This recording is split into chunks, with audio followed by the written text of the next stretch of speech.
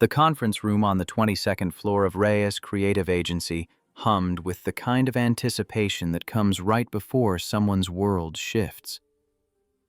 Victoria Reyes stood at the head of the polished oak table, her charcoal Armani suit catching the late September sunlight that poured through floor-to-ceiling windows overlooking Lower Manhattan. 180 employees had crammed into the space and the overflow hallway, their faces reflecting everything from genuine excitement to barely concealed skepticism.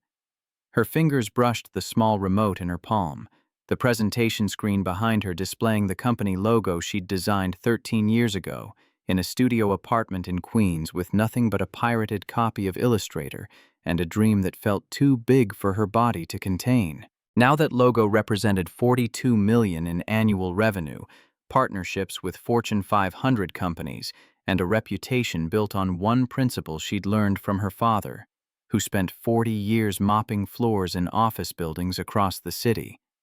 Integrity wasn't negotiable, even when the cost felt unbearable, especially then. Victoria's throat tightened as she clicked to the next slide. The title read, New Leadership Announcement, in the custom typeface Daniel had designed 3 months ago. Back when he was just another talented designer trying to prove he belonged in a room full of people who'd attended schools he couldn't afford and networked at clubs that wouldn't have let him through the door. I want to introduce our new Chief Creative Officer, Victoria began, her voice carrying the practiced calm she'd perfected in boardrooms where she was often the only woman, the only person of color, the only one who remembered what it felt like to choose between paying rent and eating 3 meals a day. Someone who in 6 months has brought in $8.2 million in new revenue, whose Reclaimed Roots campaign for Stellar Eco became a case study at Parsons, and whose vision for ethical design has elevated everything we create. The door at the back of the conference room opened. Daniel Brooks stepped through, and Victoria's heart performed the same complicated dance it had been doing since the day she watched him fix her car in a rainstorm, sacrificing everything he needed for someone he'd never met. He wore a tailored navy suit that actually fit his frame, no longer the borrowed clothes that hung slightly wrong, or the thrift store finds he'd stretched across 3 years of interviews and rejections.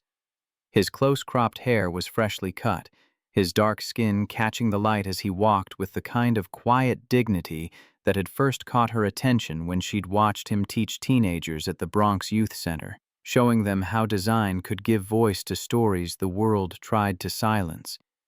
But it was his eyes that held her, warm brown depths that had seen too much loss for 34 years, that carried the weight of raising a daughter alone while fighting a system designed to keep him on the margins, that somehow still held enough hope to believe love could survive the gauntlet of public scrutiny and corporate politics. Their gazes met across the room. 180 people faded into background noise. For a moment, Victoria was back in that coffee shop in Brooklyn 3 months ago, sitting across from a man she'd just met but somehow already knew, listening to him explain why he'd stopped to help a stranger even when it cost him everything he'd been working toward. The applause started slowly. Marcus Liu, the art director who'd become Daniel's fiercest advocate, stood first, clapping with the kind of enthusiasm that comes from watching genuine talent get the recognition it deserves. The younger designers joined in, the ones who'd worked alongside Daniel and seen firsthand how he transformed client visions into something that didn't just sell products but told stories worth hearing. But Victoria also saw the faces that remained still. The older guard, the ones who'd been with the company since the early days, the ones who'd absorbed the same unspoken rules about who belonged in leadership and who didn't. Their expressions ranged from polite masks to barely concealed disapproval, and Victoria knew exactly what they were thinking because she'd heard it whispered in break rooms and seen it typed in anonymous comments on industry forums. He's only here because he's sleeping with the boss. She earned her position. He slept his way into his. Affirmative action at its finest. Daniel reached the front of the room, standing beside Victoria with the kind of presence that came from years of being underestimated and learning to let his work speak louder than anyone's prejudices. He didn't smile at the applause. He simply nodded, acknowledging the recognition without claiming more than he'd earned, and Victoria loved him more for that restraint. "Thank you," Daniel said, his voice carrying the same measured tone he used when presenting to clients who'd initially questioned why the CEO had assigned a black designer to their luxury brand campaign, right before his concept tripled their projected engagement. "3 months ago, I walked into this building soaking wet, covered in grease from fixing a stranger's car, and missed the interview I'd been preparing for like my life depended on it. Because it did." The room went silent. Victoria's pulse quickened. They'd discussed this speech, agreed on the narrative they'd present to the company, the careful balance between honesty and the privacy they'd fought so hard to protect. But Daniel was veering off script, and she could only trust that he knew what he was doing. "I didn't know the woman I helped was Victoria Reyes," Daniel continued, his gaze sweeping across the assembled faces, meeting skepticism with unwavering directness. "I didn't know she was the CEO of the company I was trying to join. I just knew she needed help, and my father taught me that character is what you do when nobody's watching, when there's no reward coming, when it costs you something you can't afford to lose." Daniel's fingers flexed at his sides, the only tell that he was nervous. Victoria resisted the urge to reach for his hand, to offer the reassurance they gave each other in private, but couldn't display in this room without feeding every assumption about favoritism and special treatment. "I earned this position," Daniel said, and his voice hardened with the kind of steel that comes from having to prove yourself every single day, from knowing that your mistakes will be magnified while your victories get diminished. The Reclaimed Roots campaign brought in $2.4 million from a client who almost walked because they didn't think I understood their sophisticated aesthetic. The Bronx Youth Center rebrand I did pro bono got picked up by the New York Times. The sustainable packaging redesign for Greenleaf reduced their production costs by 32% while increasing shelf appeal. He paused, letting the numbers settle over a room full of people who respected data even when they questioned motives. Victoria watched Marcus nod, watched Sarah Chen from the UI team lean forward with interest, watched the skeptical faces struggle to reconcile their assumptions with the evidence Daniel was laying out with the precision of someone who'd learned to document everything, because his word alone would never be enough.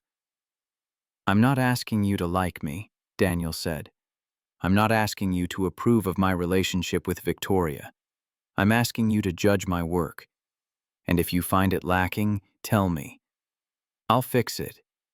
But if you find it exceptional, then give credit where it's earned, not where it's comfortable." The silence that followed felt heavy with unspoken tensions. Then Sarah stood, her applause sharp and deliberate. Bobby Martinez joined her. Alexis from copywriting. One by one, the younger half of the company rose, their ovation genuine and sustained. The older guard remained seated, but Victoria saw something shift in a few faces. Not acceptance, not yet, but the recognition that Daniel had just made it much harder to dismiss him as a diversity hire who'd charmed his way into the boss's bed and a corner office. As the applause faded and employees filtered back to their desks, Victoria caught the eye of Patricia Lang, the HR director whose office had become a second home over the past 3 months as they navigated the minefield of workplace relationships and public perception. Patricia's expression was unreadable, but she tilted her head toward her office in a silent summons that Victoria knew meant another conversation about optics and liability and all the ways their relationship could still blow up in everyone's faces. But for now, Victoria allowed herself a moment of gratitude. Daniel had his promotion. She had this man she loved standing beside her, earning respect one skeptic at a time. And Maya, Daniel's 8-year-old daughter with the gap-toothed smile and questions bigger than the sky, had stopped asking when Victoria was going to leave like everyone else in her young life seemed to do. It wasn't perfect. It was barely stable. But it was theirs, built on a foundation of choices made in rainstorms and coffee shops and late nights when the weight of other people's judgment felt too heavy to carry. The screen behind them still displayed Daniel's title, Chief Creative Officer. Victoria clicked the remote, and the presentation advanced to the next slide, the one that showed their 6-month roadmap for the creative department. All the initiatives Daniel had proposed that would push the company toward more ethical design practices, more diverse vendor partnerships, more investment in emerging talent from communities that the industry had historically ignored. 3 months earlier, she'd stood in a different conference room, facing down a board of directors who'd demanded she choose between her company and her integrity. She'd chosen both, and the cost had been 2 board members resigning, a week of brutal press coverage, and enough sleepless nights to make her question everything except the man who'd proven that doing the right thing mattered more than protecting yourself from the consequences. Now that same man was walking toward the elevator, and Victoria followed, because they'd learned that the moments between public performance and private truth were where they found the strength to keep fighting. The elevator doors closed, leaving them alone in the chrome and mirror box that descended toward the lobby. Daniel leaned against the wall, exhaling the breath he'd been holding since walking into that conference room. Victoria wanted to touch him, to offer comfort, but the security camera in the corner reminded her that even their private moments weren't entirely their own. "You went off script," Victoria said, keeping her tone light, even though her heart was still racing from the risk he'd taken. Daniel's mouth quirked in something almost like a smile. "You hired me for my creative vision. That includes knowing when to improvise. And did your creative vision account for the fact that half the room still thinks you're here because of who you're sleeping with?" The almost smile faded. Daniel's jaw tightened, and Victoria saw the flash of pain that he tried so hard to hide. The accumulated weight of every dismissive comment, every knowing look, every assumption that his talent was secondary to their relationship.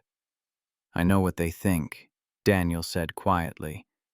"I hear it in the break room when they don't realize I'm in the supply closet. I see it in the way some clients ask if Marcus is available instead when they're assigned to me. I read it in the industry forums where people who've never seen my portfolio debate whether I've earned my position." The elevator slowed, the digital display counting down floors. Victoria's reflection in the mirror showed a woman who'd built an empire on being 3 steps ahead of everyone else, anticipating problems and neutralizing them before they became crises. But she hadn't anticipated how much it would cost the man she loved to be seen as her weakness instead of her equal. "I'm sorry," Victoria began, but Daniel shook his head. "Don't. I didn't fight my way here to have you apologize for giving me a chance. I just need to work twice as hard to prove I belong, which is the same standard I've been held to my entire life. The only difference now is the stakes are higher and the audience is bigger." The elevator reached the lobby. The doors opened to reveal the sleek, minimalist space that Victoria had spent a fortune designing because she believed environments shaped creativity, and she wanted her employees to walk into a place that felt like possibility instead of constraint.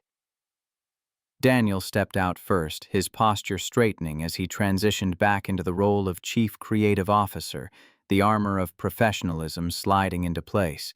Victoria followed, maintaining the careful distance between them that HR had recommended, the 3 feet of space that supposedly protected them from accusations of inappropriate workplace conduct. It felt like a chasm. Her phone buzzed, a text from Patricia. "My office, 20 minutes. We need to talk about the board meeting next week." Another text, this one from an unknown number. "Saw the announcement. How much is he paying you to ruin your reputation? Or is the BBC really that good?" Victoria deleted the message without responding. She'd learned that engaging with anonymous cruelty only fed it, that the internet was full of people who mistook their bitterness for insight. But the words still left a residue, a reminder that no matter how successful she became, There would always be someone ready to reduce her accomplishments to her body, her choices, her refusal to stay within the lines that society drew for women who looked like her and dared to want everything. Daniel's phone buzzed too. He glanced at the screen, his expression hardening in a way that told Victoria it was another message he wouldn't share, another attack he'd absorb alone because he'd spent 8 years protecting his daughter from the cruelty of the world, and old habits died hard. Maya's babysitter canceled, Daniel said, pocketing his phone. I need to leave early to pick her up from school. Victoria checked her watch. 2:15. The board prep meeting with Patricia wouldn't end until at least 5, which meant she'd miss seeing Maya today, miss the evening ritual they'd been building where Daniel cooked dinner while Victoria helped Maya with her science homework and tried not to feel the weight of being a stand-in for a mother who'd died before Victoria ever had the chance to meet her. Tell her I said hi, Victoria said, and hated how formal it sounded, how the careful distance they maintained at work bled into their personal lives, until sometimes she couldn't remember how to just be with him without calculating the optics. Daniel nodded, already moving toward the exit, already shifting from chief creative officer to single father, the role he'd been playing since Sarah died of cancer 3 years ago and left him alone with a 5-year-old who asked questions about heaven and a mortgage he couldn't afford, and grief that never quite healed. Victoria watched him go, watched the afternoon sunlight catch on his shoulders as he pushed through the glass doors, watched him check his phone again and saw his jaw clench at whatever message he'd received. She wanted to run after him, to stand beside him against whatever fresh assault the internet had delivered, to remind him that she'd chosen him in a room full of board members who'd threatened her career, and she'd choose him again every single day. But Patricia was waiting. The board meeting next week would determine whether the company's investors believed in Victoria's judgment or demanded changes that would force impossible choices. And somewhere in the Bronx, Maya was waiting for her father to pick her up from school, to make her the pancakes he'd perfected over 3 years of being both mother and father, to tell her that the woman who'd been coming to dinner 3 nights a week wasn't leaving like her mother had left, even though nobody could promise that kind of certainty in a world where cancer killed young mothers and strangers on the internet sent death threats to CEOs who dared to love black men. Victoria turned toward the elevator that would take her back to the 22nd floor, back to Patricia's office and the conversation about damage control and brand protection, and all the ways their relationship was being weaponized against the company she'd built from nothing. Her heels clicked against marble floors, each step a reminder of how far she'd climbed and how much further she could fall. The elevator was crowded this time. Junior designers headed back from late lunch breaks, account managers comparing notes on client calls, the everyday business of a company that had grown beyond what she'd imagined possible when she'd maxed out her credit cards to hire her first employee. They all nodded respectfully, but Victoria saw the calculation in their eyes, the same question everyone was asking. How long until the relationship implodes and takes the company down with it? She'd asked herself the same question at 3 in the morning when sleep wouldn't come and the weight of responsibility felt crushing. She'd asked it the day the New York Times ran a piece titled "Love or Liability?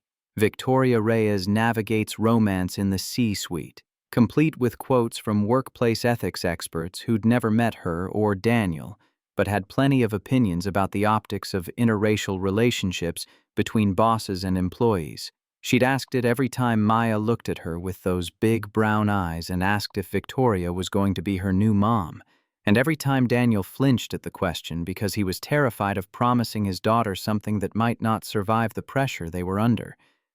But she'd never asked it when she was actually with Daniel. When they were alone in her apartment after Maya was asleep, when he cooked her the Puerto Rican dishes his grandmother had taught him and told her stories about growing up in the Bronx and dreaming of being an artist in a neighborhood where survival was the only art most people had time for.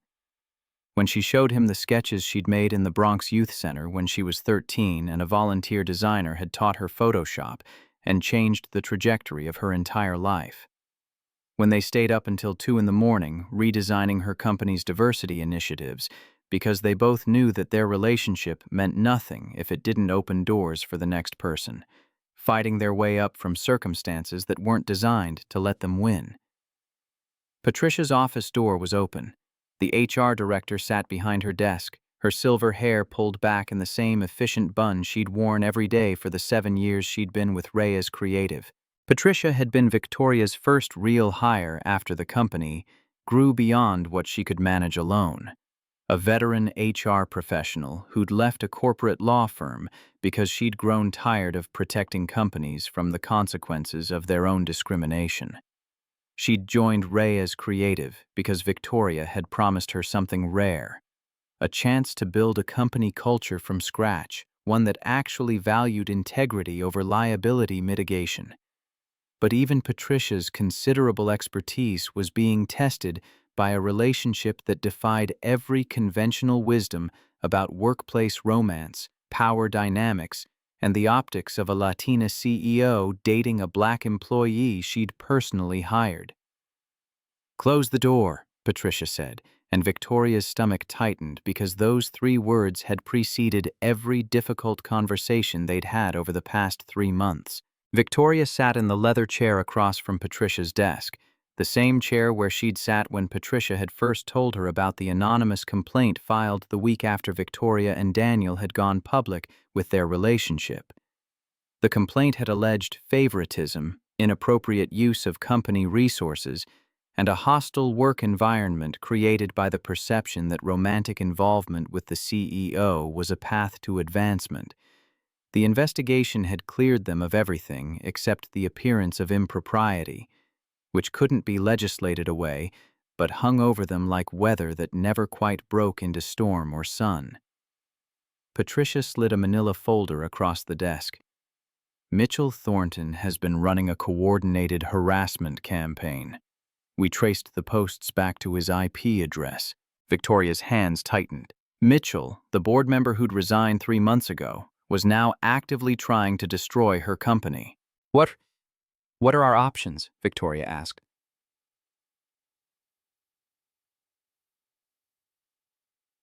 "Of your relationship with Daniel. He's positioning himself as the stable alternative, the one who warned you this would happen." Victoria stood, needing to move, needing to do something with the anger that flooded her system. She walked to Patricia's window, looking out over Lower Manhattan, over the city that had given her everything and demanded even more in return. 3 months ago, she'd stood in a boardroom on the 40th floor and listened to Mitchell Thornton explain why her relationship with Daniel was a liability the company couldn't afford. He'd used words like optics and stakeholder confidence and fiduciary responsibility, but Victoria had heard what he really meant. A Latina CEO dating a black employee was too threatening to the comfortable narrative of how power was supposed to look. She'd told him to resign or accept her decision.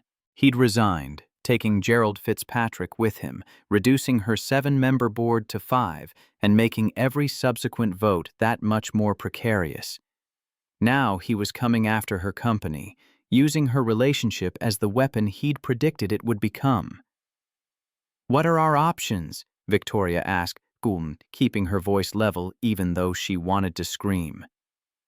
Patricia stood, moving to stand beside her at the window.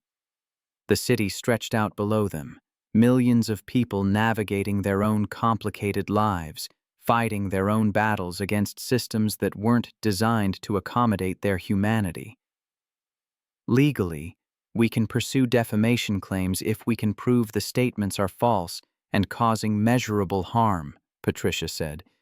"But that draws more attention to the issue and makes you look defensive. We could issue a public statement reaffirming the company's anti-retaliation policies and Daniel's qualifications, but that might come across as protesting too much." "Or?" Victoria asked because she could hear the hesitation in Patricia's voice, the option she was reluctant to suggest. "Or you end the relationship. Publicly. Cite the pressure it's putting on the company. Position it as a difficult but necessary choice for the good of your employees and stakeholders. Victoria's reflection in the window stared back at her.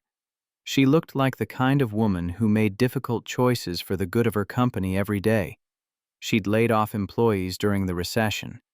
She'd walked away from lucrative contracts that would have compromised her values. She'd built Reyes Creative on the principle that sometimes the right choice was the expensive one, and you made it anyway because integrity compounded over time in ways that shortcuts never did. But ending her relationship with Daniel wasn't a difficult choice. It was an impossible one. Because she'd already chosen him in that boardroom 3 months ago, already calculated the cost and decided he was worth it, already looked into his eyes and promised she wouldn't let the weight of other people's prejudices crush what they were building together. "No," Victoria said.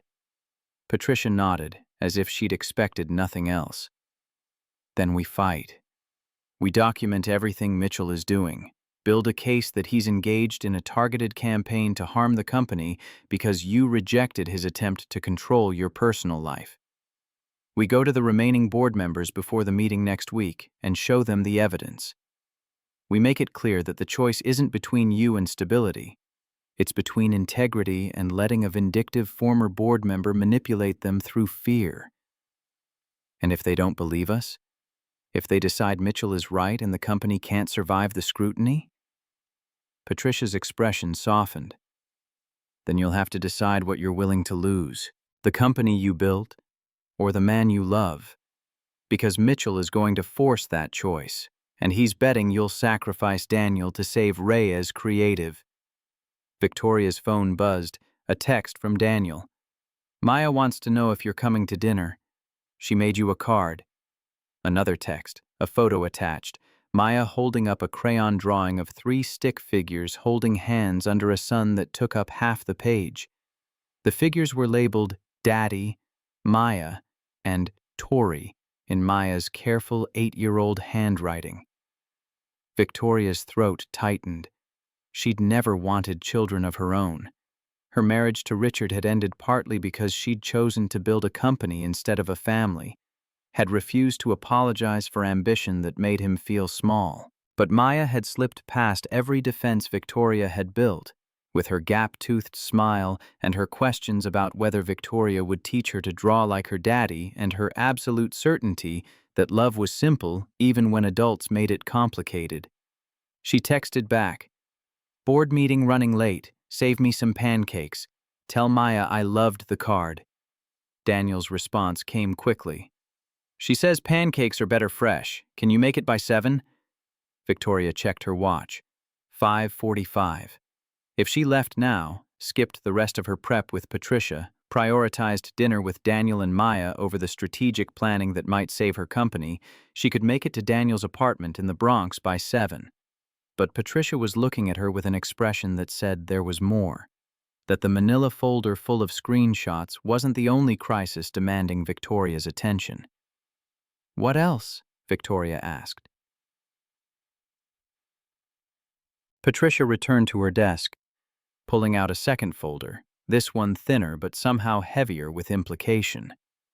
"The SEC is asking questions about our hiring practices, specifically about whether Daniel's rapid advancement represents a pattern of favoritism that could indicate broader governance issues." Victoria felt the world tilt. The Securities and Exchange Commission didn't ask casual questions. They investigated, they audited. They had the power to find problems even when none existed, because in a system built on the presumption that relationships between powerful women and less powerful men must involve coercion or corruption, love itself became suspicious. "We've done everything by the book," Victoria said. "Daniel reports to Marcus, not to me. I've recused myself from his performance reviews. We've documented every decision, every promotion, every raise." "I know, but Mitchell knows that too, which is why he's escalating. He can't prove you've done anything wrong, so he's making sure the investigation itself becomes the punishment. Because even if the SEC finds nothing, the fact that they investigated creates a cloud over the company. Investors get nervous. Clients start asking questions. Employees wonder if their leadership is focused on running a business or managing a scandal. Victoria sank back into the chair, feeling the weight of it all pressed down on her shoulders. She'd built Reyes Creative over 13 years of 18-hour days and sleeping in her office and saying no to everything except the work and the vision and the belief that a woman who'd grown up watching her father mop floors could create something that mattered. And now a vindictive former board member was using her relationship with a good man as a weapon to tear it all down. Her phone buzzed again. Another text from Daniel. "Maya's asking if you're okay. I told her you're working, but she says you have a sad emoji face." Her words. Victoria looked at the time. 6:15. If she left right now, she'd hit rush hour traffic. If she stayed to finish planning their response to Mitchell's campaign, she'd miss dinner with Maya, would see the disappointment in Daniel's eyes when he opened the door at 9 or 10, or whenever she finally made it to his apartment with takeout that had gone cold and apologies that felt increasingly hollow. She typed, "Tell Maya I'm okay. Just busy. I'll be there by 8. Promise." Patricia was watching her with the expression of someone who'd seen this movie before, who knew how it ended for women who tried to have both the corner office and the family dinner, who'd watched too many talented women sacrifice themselves on the altar of impossible choices. "Go," Patricia said. "Maya made you a card. That matters more than anything we're going to strategize tonight. The board meeting is in 5 days. And we have 4 more days to prepare. Go have dinner with your family." The word hit Victoria like a physical thing. Family. She'd spent so long building a company that the idea of building anything else had felt like a luxury she couldn't afford. But somewhere in the past 3 months, between teaching Maya about color theory and watching Daniel cook sofrito in her kitchen, and learning that love didn't make you weaker if you were brave enough to let it make you stronger, she'd stumbled into something that felt like family. And Mitchell Thornton was betting she'd sacrifice it to save her company. Victoria stood, gathering her things. "Send me everything you have on Mitchell's campaign. I'll review it tonight after Maya goes to sleep. And start documenting our compliance with every SEC regulation on hiring and promotion. If they want to investigate, we'll show them a company that's so clean it squeaks." Patricia nodded, but Victoria saw the concern in her eyes, the unspoken question about how long someone could fight on multiple fronts before something gave. The elevator ride down felt longer this time. Victoria's reflection in the chrome walls looked tired, the careful makeup no longer quite hiding the strain of 3 months spent proving that her judgment was sound, that Daniel had earned every opportunity she'd given him, that loving him didn't make her weak or compromised or any of the things the internet seemed certain it proved. Her phone buzzed. A text from an unknown number. "TikTok Victoria, board meeting in 5 days. Wonder what they'll decide when they see just how bad this is for business. Enjoy your ghetto boyfriend while you can." Victoria deleted it. But the words lingered, poisonous and calculated to hit every insecurity she'd ever had about whether she deserved what she'd built, whether loving Daniel made her selfish, whether she was putting her own happiness ahead of the 180 employees who depended on Reyes Creative for their livelihoods. She stepped out into the September evening, the air still warm but carrying the first hint of autumn's approach. The city moved around her with the chaotic energy that had always felt like home.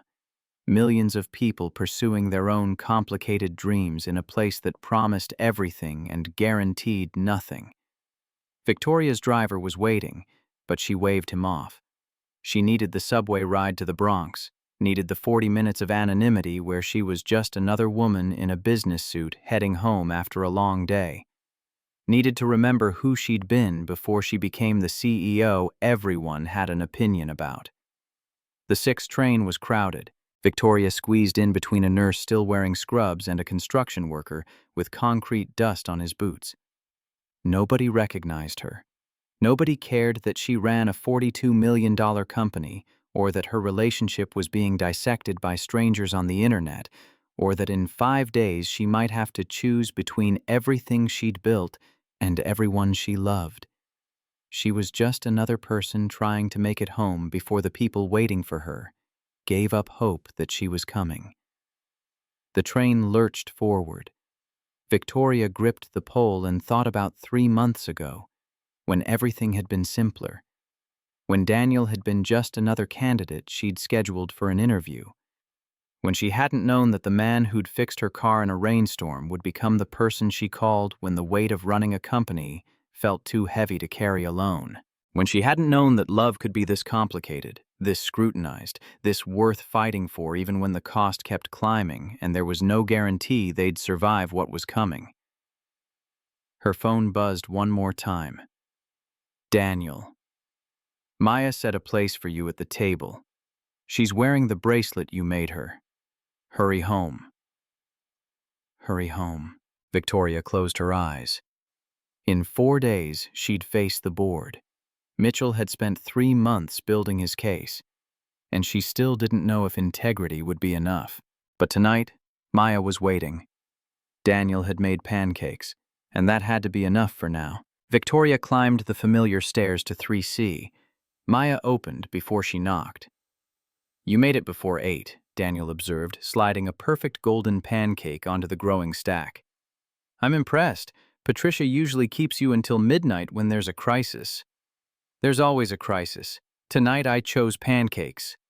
Maya was already setting Victoria's place at the small dining table that doubled as Maya's homework station and Daniel's freelance workspace, back when freelance was all he could get. 3 plates, 3 sets of mismatched silverware, 3 glasses of orange juice poured with the kind of care that transformed a Tuesday night dinner into a ceremony worth showing up for. Victoria's phone buzzed. Another anonymous message, another threat disguised as concern, another reminder that the internet had opinions about who she loved and wasn't shy about sharing them. She silenced the phone and slipped it into her bag, because Maya was explaining the science project she'd started that afternoon, and some things deserved undivided attention. Mrs. Rodriguez says we have to pick a question that doesn't have an easy answer, Maya explained, arranging her silverware with the precision of someone who'd inherited her father's eye for design. So, I picked, why do people judge other people for loving each other when love is supposed to be good? Daniel's spatula clattered against the pan. Victoria felt her throat tighten. Maya looked between them with the kind of innocence that hadn't yet learned some questions were too big for third-grade science fairs. Baby girl, that's more philosophy than science, Daniel managed, recovering his composure with the ease of someone who'd been fielding difficult questions since Maya was old enough to ask why Mommy wasn't coming home from the hospital. But Mrs. Rodriguez says, science is about observing patterns and testing theories. And I observed that people say mean things about you and Tori on the internet even though you're happy together. So I want to test if the mean things are based on facts or just feelings. Victoria sat down heavily in the chair Maya had designated as hers 3 months ago, when dinners at Daniel's apartment had shifted from occasional to regular to the highlight of Victoria's week. She'd built a company. She'd negotiated contracts with executives who ate junior competitors for breakfast. But an 8-year-old had just articulated the central question Victoria had been avoiding because the answer was too painful to examine directly. Daniel brought the pancakes to the table, his expression caught between pride in his daughter's critical thinking and concern about what happened when children tried to apply logic to systems built on illogic. Maya, honey, some things don't have good answers. Sometimes people are mean because they're scared or hurt or they learned the wrong lessons about who deserves happiness. Maya considered this while pouring syrup with the concentration of a surgeon. But you teach me that when something is wrong, we should try to fix it. You and Tori are trying to fix how companies hire people. Why can't we fix how people think about love? Victoria reached across the table, covering Maya's small hand with her own. The bracelet caught the light again, throwing tiny rainbows across the wall, and Victoria thought about how this child had somehow learned to find beauty in broken things, to transform wire and beads into something worth wearing. We can try. But fixing how people think takes longer than fixing hiring practices. and it hurts more along the way." Maya nodded, processing this with the seriousness of someone much older. Then she brightened. "That's okay. Daddy says important things are worth doing even when they're hard. That's why he helped you with your car, even though he missed his interview. Because helping people is more important than protecting yourself." Daniel's jaw worked like he was chewing words he couldn't swallow. Victoria felt the weight of it. The way his choice that rainy morning in September had become the foundation story they were building their lives on. The proof that character mattered and kindness counted and doing the right thing would somehow be rewarded even when the evidence suggested the universe didn't work that way. They ate pancakes while Maya narrated her day with the kind of detail that made 10 minutes of recess sound like an epic adventure. She'd helped a new student find the bathroom. She'd scored highest on the math quiz. She'd stood up to Tyler Morrison when he'd said her daddy's job was fake because real designers worked for white people. Victoria's fork stopped halfway to her mouth. "What did you say to Tyler?" Maya shrugged with the casual confidence of a child who'd been raised to believe her worth wasn't up for debate. "I said my daddy is chief creative officer at Reyes Creative Agency, and he earned it by being the best designer they could find. Then I showed him the article about the Reclaimed Roots campaign on my tablet. Tyler said it was cool." Daniel was staring at his daughter like he was seeing her for the first time. This fierce, small person who'd learned to defend him with facts and evidence because she'd watched him defend himself the same way every single day. "I'm proud of you, baby girl. But you know you don't have to fight my battles. You fight for me all the time, when the teacher said I should be in the slower math group because I daydream. When that lady at the store followed us around like we were going to steal something. When you work extra hours so I can have new shoes and art supplies and dance classes." Maya's voice wavered on the last words, and Victoria saw Daniel's carefully maintained composure crack just enough to reveal the man underneath, the one who'd been holding it together for 3 years of single parenthood and wasn't sure how much longer he could keep all the pieces in place. "That's different. I'm the parent. It's my job to protect you. And it's my job to protect you back. Because family means everyone takes care of everyone." The word hung in the air between them, heavy with implications none of them had explicitly discussed. Family. Not Daniel and Maya, plus the woman who came to dinner. Not a CEO dating her employee with his kid as complicated baggage. Just family. Simple and complete and terrifying in its presumption that what they were building would last. Victoria's phone buzzed again. She ignored it.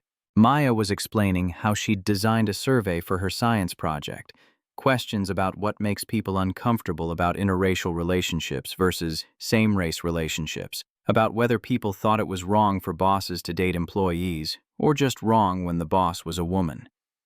She'd already collected 20 responses from her classmates, and the preliminary data suggested that kids didn't care about any of it until adults taught them to care. "That's really sophisticated research design, Maya," Victoria offered, falling into the role she'd carved out over 3 months of dinners and homework help and learning to be present in someone else's life. "Have you thought about how you'll present your findings?" "I'm going to make an infographic. Daddy's been teaching me about visual data representation." Of course he had, because Daniel couldn't help being an educator. Couldn't stop himself from sharing everything he knew with anyone curious enough to ask, which was why the teenagers at the Bronx Youth Center looked at him like he'd hung the moon, and why Maya was doing third-grade science projects that would challenge high school students. They cleared the table together, another choreography they'd perfected, Victoria washing while Daniel dried and Maya put away dishes in cabinets she could barely reach. The domestic rhythm felt like muscle memory, even though they'd only been doing it for a few months, like her body had been waiting for this all along and just needed permission to recognize it as home. Maya's bedtime was 8:30, a rule Daniel enforced with the consistency of someone who understood that structure was love made visible. Victoria had learned to time her visits around it, to be there for dinner, but gone before the nighttime routine that belonged to Daniel and Maya alone, the space where he read her stories and answered questions about why her mother had to die, and promised that tomorrow would be better, even when he had no way of guaranteeing it. But tonight, Maya planted herself in front of Victoria with a determination that suggested bedtime might be negotiable. "Will you read to me? Daddy reads the voices different than you do. I like having both." Victoria glanced at Daniel, who nodded with an expression that suggested this was a test they'd both been avoiding, and Maya had just decided they were ready for it. Maya's bedroom was barely large enough for a twin bed and a dresser, but Daniel had made it feel expansive through careful design choices: shelves that climbed the walls to create vertical storage, a reading nook by the window where cushions and string lights transformed a radiator cover into a fortress. Sarah's picture sat on the nightstand, a young woman with Maya's smile and Daniel's eyes, frozen at 31 before cancer had other plans.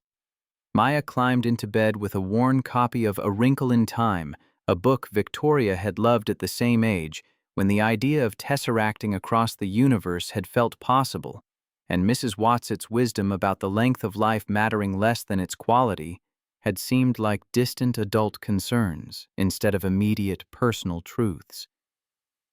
Victoria settled on the edge of the bed while Daniel leaned against the doorframe, watching them with an expression she couldn't quite read. She began reading, falling into the rhythm of Madeleine L'Engle's prose, letting Meg Murray's journey wash over all three of them. Maya's eyes grew heavy halfway through the chapter, her breathing evening out into the deep pattern of sleep. But Victoria kept reading because Daniel was still listening, and the words felt important.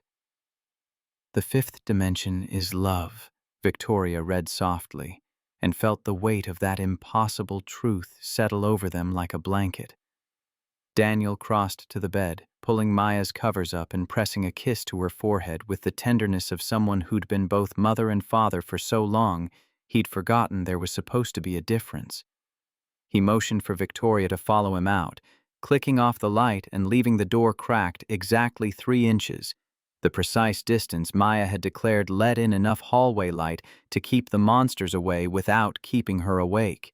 Back in the living room that was really just an extension of the kitchen, Daniel poured 2 glasses of wine from the bottle Victoria had brought last week, the mid-range Malbec that was the best she could bring without making him feel like she was trying to impress him with money he didn't have.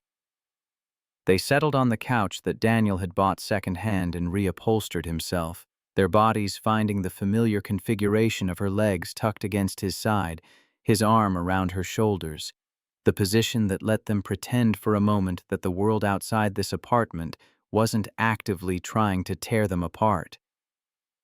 "She's asking for more," Daniel observed, his voice low enough not to carry to Maya's room. "I noticed. Are you ready for more?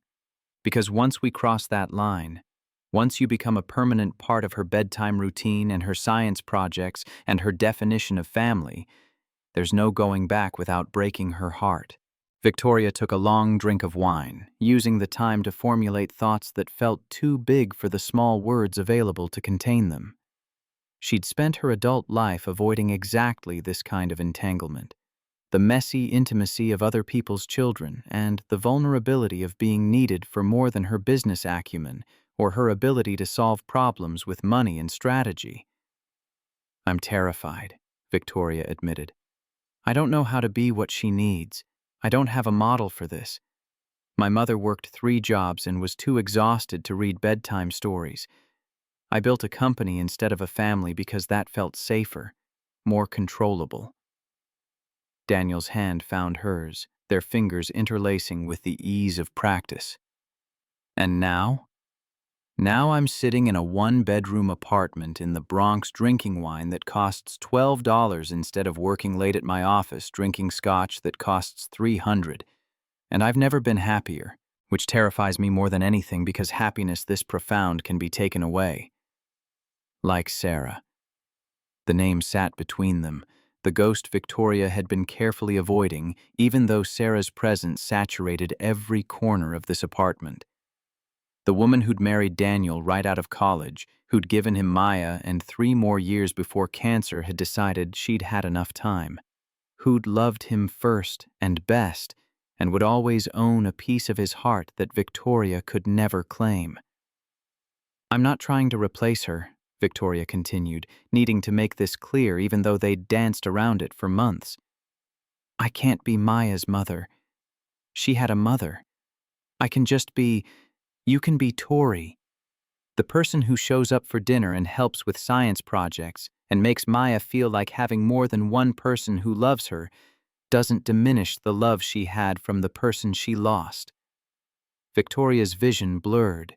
She blinked hard against the tears because crying felt like weakness, and she'd spent too many years in boardrooms to indulge in emotions that could be weaponized against her.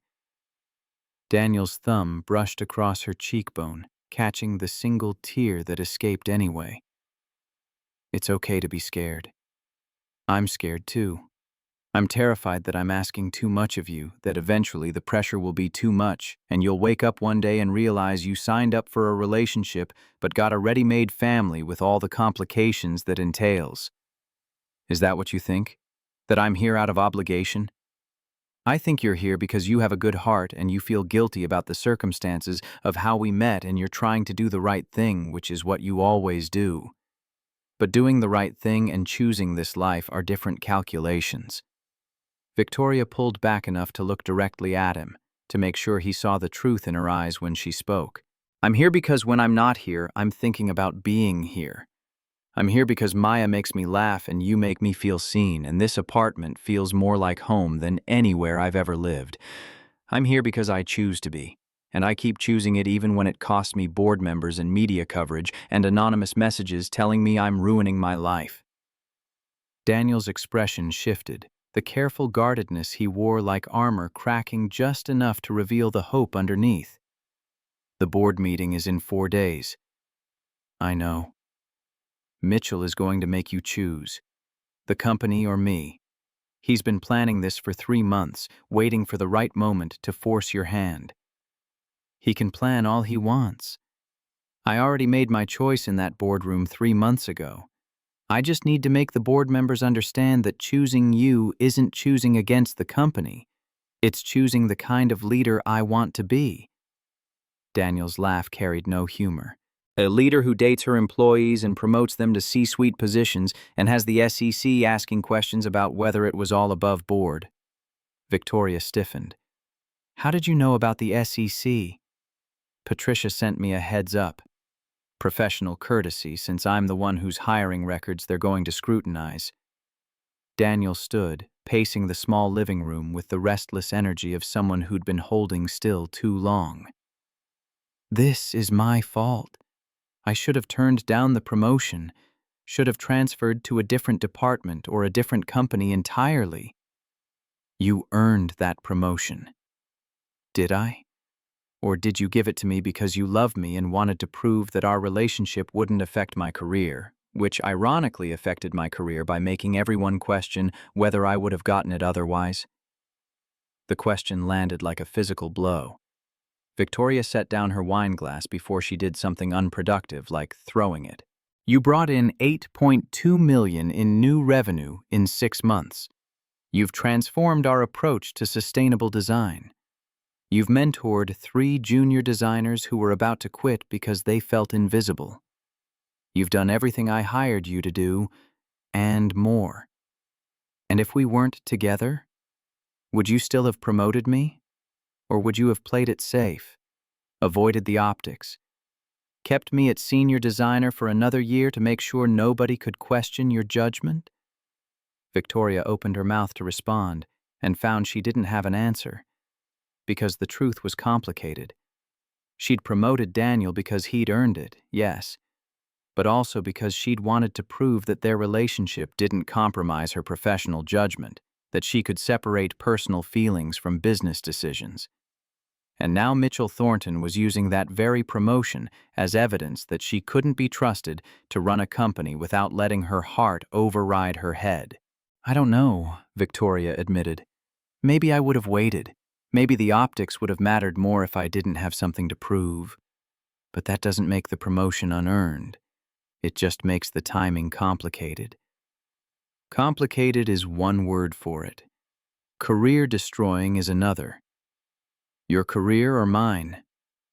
Daniel stopped pacing, turning to face her with an expression that made her chest ache. Both. Because if the SEC investigation finds even a hint of impropriety, it won't matter that you followed every protocol. It'll confirm what everyone already suspects, that I'm here because I'm sleeping with you, and you're too compromised by your feelings to see it. Victoria's phone buzzed again. This time she looked at it.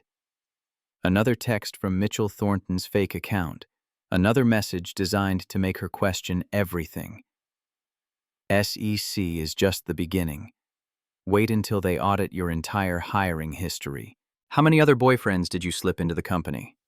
She showed Daniel the message. He read it twice, his jaw tightening with each pass. He's trying to break you. Break us. I know. And it's working. The admission hung between them, heavy with implications neither wanted to examine too closely. Victoria had built her company on the principle that integrity mattered more than expediency, that doing the right thing would always pay off in the long run, even when the short-term costs felt unbearable. But she'd never had to apply that principle to her personal life, had never tested whether integrity could survive the kind of systematic assault Mitchell was orchestrating. Daniel crossed to the couch, kneeling in front of her so they were eye level. He took both her hands in his, and Victoria noticed the calluses on his palms from the years before he was a designer, when he'd worked construction and waited tables and done whatever it took to keep Maya fed and clothed. I love you, Daniel stated, and the words carried the weight of someone who didn't say them lightly. I love you enough to walk away if that's what it takes to protect what you've built. Victoria's grip tightened. Don't you dare. Don't you dare make this easier by offering to sacrifice yourself. That's not love. That's martyrdom. And I have enough Catholic guilt from my mother without you adding to it. Then what do we do?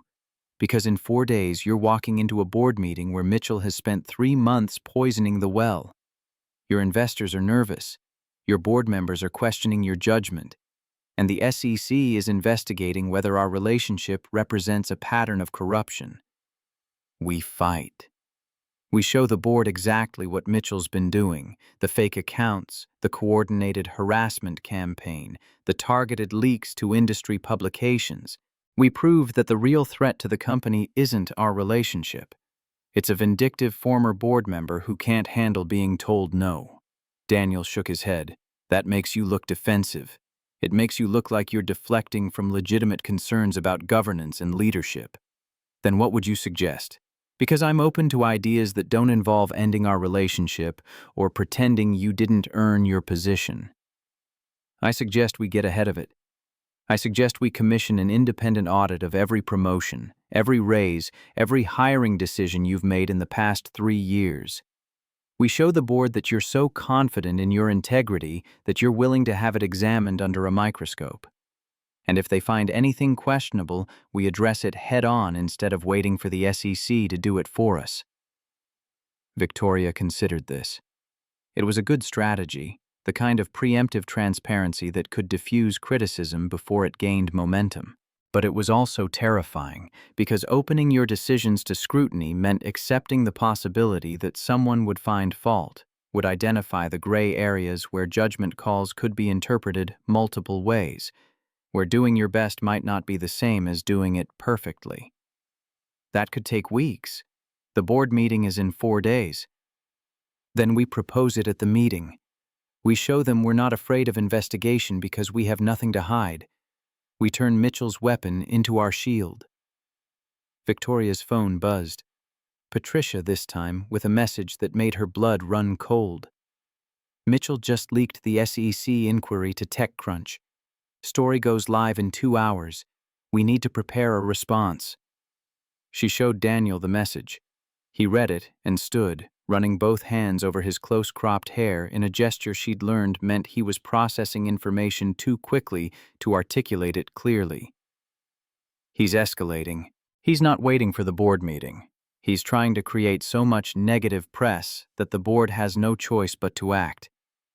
Victoria was already on her feet, already mentally shifting from the woman who'd read bedtime stories to Maya back into the CEO who'd built a company through calculated risk and strategic thinking. I need to get back to the office. Patricia and I need to craft a response before that story goes live. It's almost 10. Maya's asleep in the next room. You were supposed to stay. The accusation in his voice was quiet but unmistakable. Victoria looked toward Maya's bedroom, toward the life she'd been trying to build alongside the company she'd already built, and felt the impossible weight of trying to be everything to everyone. I know, but if I don't respond to this tonight, by tomorrow morning the narrative will be set. Mitchell will control the story, and everything we've worked for will be framed through his version of events. Daniel nodded slowly, understanding even as disappointment crossed his features. Go. Do what you need to do. But Victoria? She paused at the door, her hand already on the knob. At some point, you're going to have to decide whether you're fighting for the company or fighting for us. Because Mitchell is betting they're mutually exclusive. And the more you prove him right by choosing board meetings and crisis management over showing up for the people who love you, the harder it gets to argue that you can actually have both. The words hit like accusations because they were true. Victoria had spent 3 months insisting that she could balance her relationship with Daniel and her responsibilities to Reyes Creative, that loving him didn't compromise her ability to lead, that she could show up for Maya's bedtime stories and board meetings and crisis management without sacrificing any of it. But standing in Daniel's doorway with her phone full of messages demanding her attention and a sleeping child in the next room who'd finally started calling her family, Victoria realized that balance might be a lie she'd been telling herself. That maybe Mitchell was right about one thing. You couldn't serve two masters, couldn't give everything to your company and your relationship, couldn't be CEO and partner and pseudo-parent without something breaking. The question was what she'd let break, and who would pay the price when it did. I'll call you after I deal with Patricia, Victoria managed, though the words felt hollow even as she spoke them. Daniel crossed to her, pressing a kiss to her forehead with a tenderness that made her eyes burn. We'll be here. We're always here. But I need you to really think about whether that's enough. Because Maya's getting attached, and if you're going to choose the company over us, I need to know now before she gets hurt worse than she already has been. Victoria wanted to protest that it wasn't that simple, that she wasn't choosing anything over them, that the company and their relationship weren't competing interests but complementary parts of the life she was trying to build. But the words wouldn't come, because Daniel was right.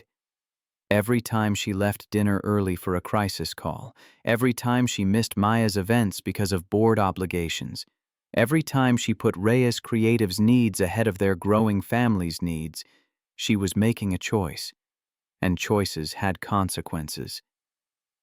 She left the apartment without looking back, descended the 3 flights of stairs with her heels still in her hand, and emerged onto the Bronx street where the September night had turned cool enough to make her shiver. Her driver was waiting, having learned over 3 months that when Victoria came to Daniel's apartment, she usually left looking haunted. The drive back to Manhattan felt longer than it should have, the city lights blurring past while Victoria's mind raced through response strategies and damage control scenarios.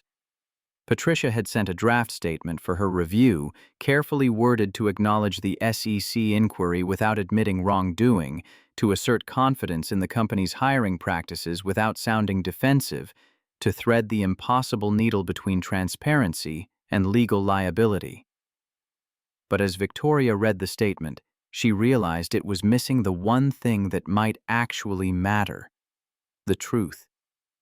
Not the careful legal truth that protected against liability, but the raw human truth about why she'd hired Daniel, why she'd promoted him, Why she was willing to risk everything she'd built for a relationship that made her feel more alive than any business success ever had. She texted Patricia. "The statement is fine, but it's not enough. We need to tell the actual story, not the sanitized version, the real one." Patricia's response came quickly. "That's a terrible idea from a legal standpoint. Every word becomes evidence if this goes to litigation." Victoria typed back, "Then let it be evidence. Let them see that I hired Daniel because he was talented, promoted him because he earned it, and fell in love with him because he's a good man who makes me want to be a better person. If that's a crime, I'd rather be guilty of honesty than innocent through careful phrasing." 3 dots appeared, disappeared, appeared again. Finally, "You're sure about this?" Victoria thought about Maya's science project, about the 8-year-old who'd decided to investigate why people judged her father for loving someone when love was supposed to be good. Thought about the survey Maya was conducting, the preliminary results that suggested children didn't care about race or power dynamics until adults taught them to care. Thought about Daniel's question, "Are you fighting for the company or fighting for us?" Maybe the answer was both. Maybe fighting for the right to love who she loved without sacrificing her professional credibility was the same as fighting for the kind of company she wanted to lead, one where integrity mattered more than optics, where doing the right thing counted for something even when it cost everything, where love wasn't a liability but a testament to character. "I'm sure," Victoria texted back. "Draft something honest. I'll review it when I get to the office." The car pulled up in front of Rhea's creative tower. Victoria climbed out, slipped her heels back on, and walked into the building she'd built from nothing. The security guard nodded respectfully. The elevator carried her to the 22nd floor. The lights in her office were still on because she'd learned years ago that leaving them on made the space feel less lonely when she worked late, which was most nights. Patricia was already there, laptop open, drafts scattered across the conference table. She looked up as Victoria entered, her expression caught between concern and resignation. "I drafted something honest," Patricia announced, turning her screen so Victoria could read. "It's going to make the lawyers very unhappy." Victoria read the statement Patricia had written and felt her throat tighten. "Rhea's creative agency has been informed of an SEC inquiry into our hiring and promotion practices. We welcome this investigation as an opportunity to demonstrate what we already know, that our decisions have been guided by merit, talent, and the belief that great design comes from diverse perspectives and inclusive practices." "Yes, I'm in a relationship with Daniel Brooks, our Chief Creative Officer. Yes, I was the CEO who ultimately approved his hiring and subsequent promotion. And yes, I believe that loving him makes me a better leader, not a compromised one. Daniel Brooks earned every opportunity he's been given at this company. His portfolio speaks for itself. His client results speak for themselves. And if the price of integrity is investigation, then investigate. You'll find a company that's been built on the principle that doing the right thing matters more than protecting ourselves from scrutiny. We have nothing to hide. We have everything to prove. And we're ready to prove it." Victoria read it twice, feeling the weight of every word, the risk embedded in every sentence. This wasn't careful corporate speak designed to deflect criticism. This was a declaration of war, a refusal to play by rules that assumed relationships between powerful women and talented men must involve corruption or coercion. "It's perfect," Victoria decided. "Send it." Patricia's fingers hovered over the keyboard. "You understand what this means? You're not just defending your relationship. You're making it the story. You're betting everything that the public will respond to honesty more than they'll respond to the narrative Mitchell's been building. I'm betting that most people are decent, that they understand love doesn't follow corporate policy, that they're tired of women having to choose between personal happiness and professional success." Victoria paused. "And if I'm wrong, if the board fires me and the SEC finds violations and Mitchell wins, At least I'll lose knowing I didn't compromise who I am to protect what I've built." Patricia nodded slowly, then hit send.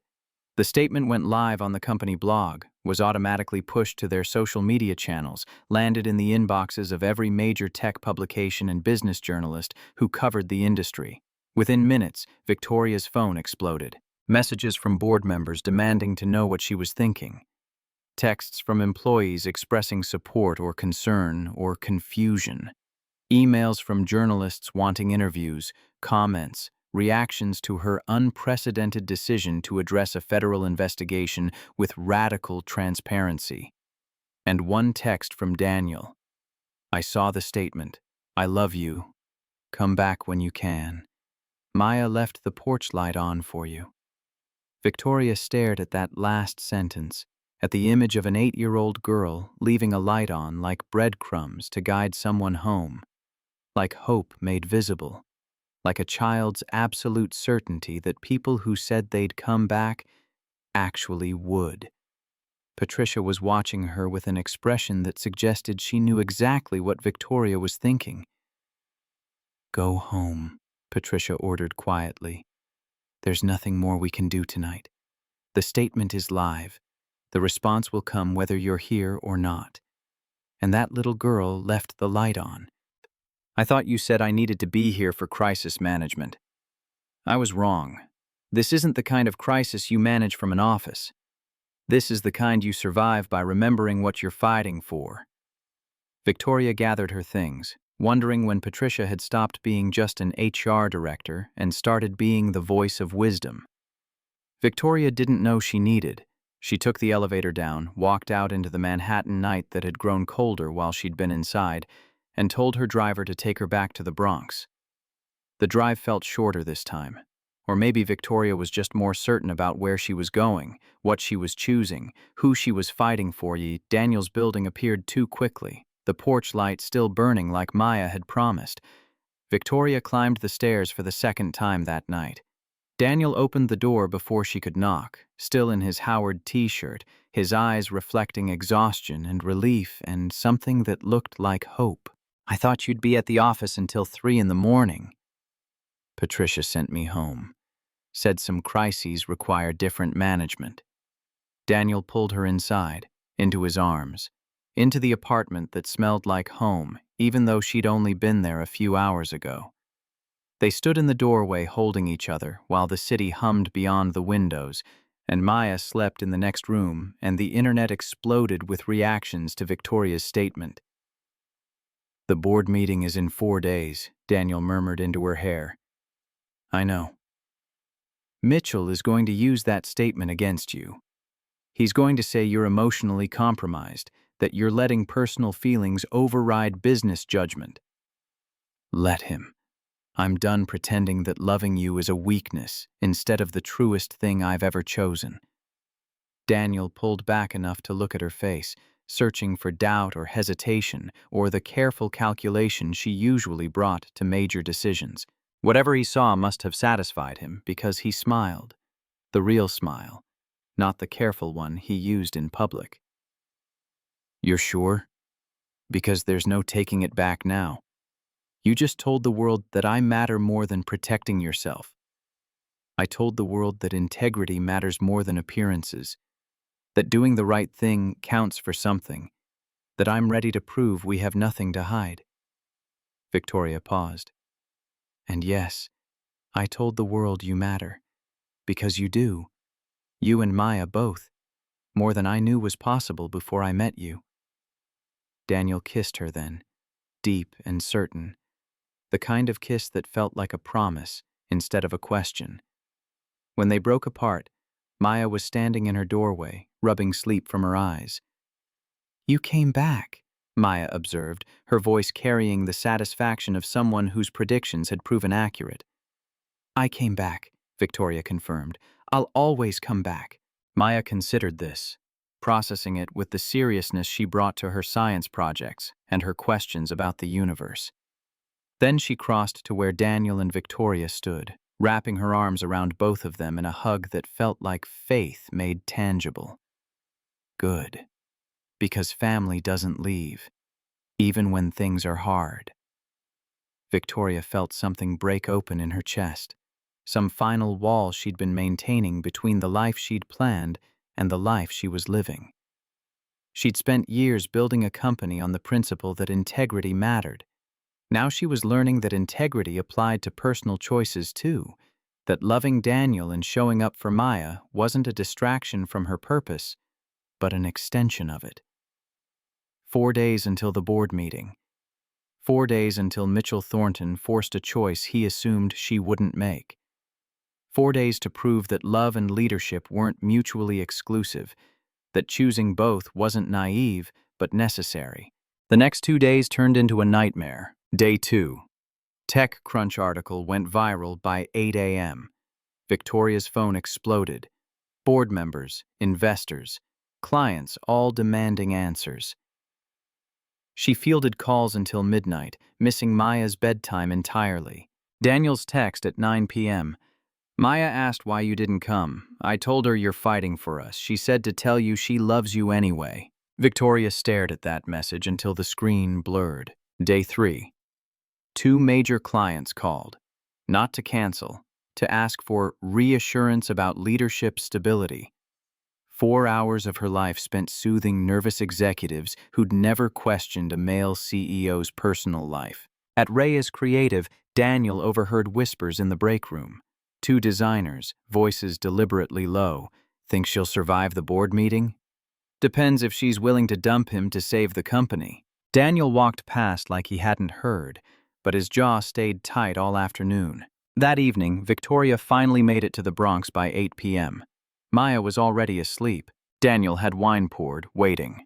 We need to talk about what happens if you lose, he said quietly. Victoria sat heavily on the couch. I won't lose.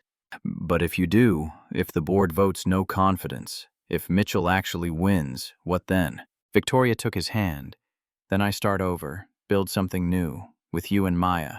Daniel's eyes searched hers. You'd really give up Reyes Creative? I'd give up the company before I'd give up you. I know that now. Daniel kissed her. Deep, certain, believing. I needed to hear you say it. But I'm not planning to lose, Victoria added, steel creeping back into her voice. We're walking into that boardroom and we're winning. At 11 p.m., Patricia called. I just heard from Richard Thornton.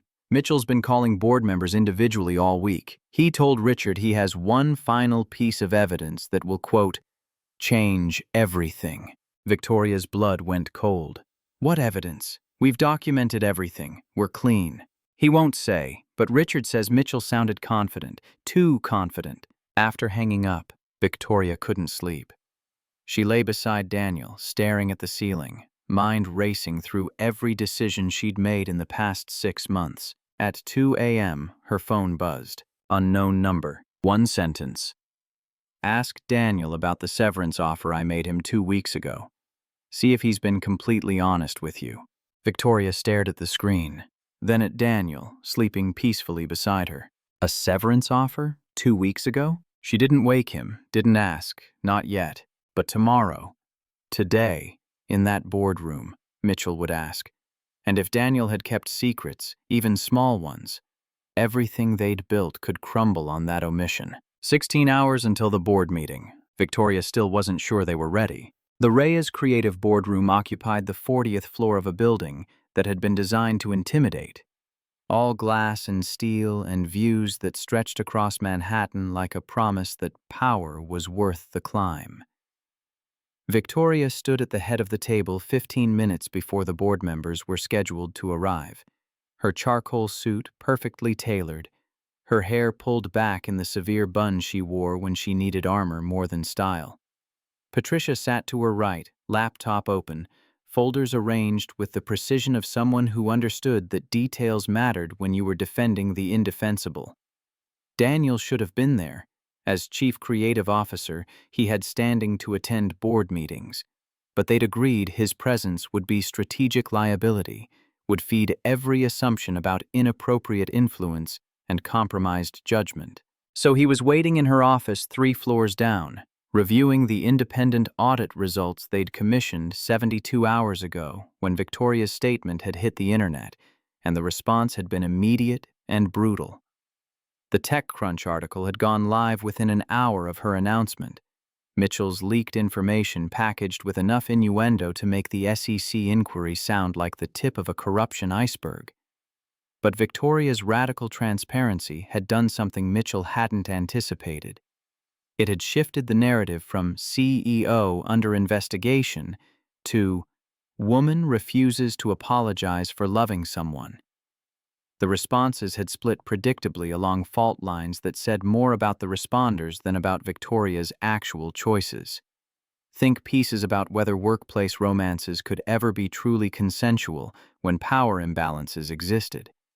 Counter pieces arguing that denying women the right to personal relationships was just patriarchy dressed up as protection. Twitter wars between people who'd never met Victoria or Daniel but had strong opinions about whether their relationship represented progress or cautionary tale. And through it all, the numbers. Reyes Creative's stock had dropped 3% in 2 days.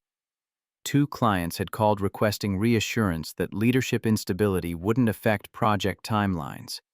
17 employees had reached out to HR asking about succession planning, but 423 people had submitted applications to work at Reyes Creative in the past 72 hours, citing Victoria's statement as proof they wanted to work for a company that valued authenticity over optics.